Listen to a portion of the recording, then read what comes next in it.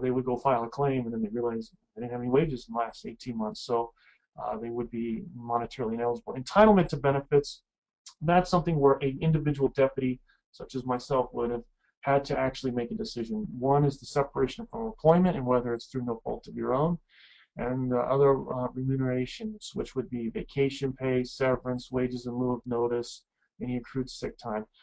Make sure you always respond about that, because the states take that very seriously as far as other remuneration, because it can help abate any charging against your account, since other pay such as severance and vacation pay does disqualify the claimant for a period of time. Generally, it's a week-for-week disqualification from the date of receipt of the pay. So if you do pay out any of that, make sure you tell the state agency on the response. It'll help you. This is an example of, eligibility versus entitlement. To be the president, you have to be born an actual U.S. citizen, 35 years old, and have been a permanent resident in the U.S. for 14 years. Entitlement, I mean, I could be eligible for president, but to be entitled to become president, you have to get 270 votes and take the oath, electoral votes, and take the oath of office. So there's an example of how the understanding of eligibility and entitlement plays out there in that. As far as eligibility conditions, of course, I spoke to some degree about the medically being able to work and actively searching for work. Also, you need to be authorized to work in the U.S. It seems to be a given, but in some states they actually make you have to prove that or attest to that.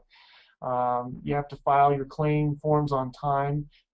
In order to receive payments, you have to basically do a bi-weekly payment request. So the claimants will have to do that on time, as they're required to. And because the state agency doesn't know how long you're going to be employed, they're not going to give you a full lump of money and then hope that you get a job. They're going to make you request it week by week. And of course, finally, to be eligible, you have to engage in reemployment activities as directed. This is your local workforce centers or your work centers that you see around the county. They're usually administered on a county level.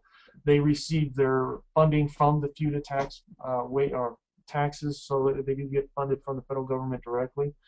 But when a claimant files for unemployment, they have to register at those offices, unless they're union or job attached, and then they don't necessarily have to do that. Although that's something that is at the discretion of the individual state. Entitlements, separation of employment through no fault of your own. We're going to talk here just real quick about it, and of course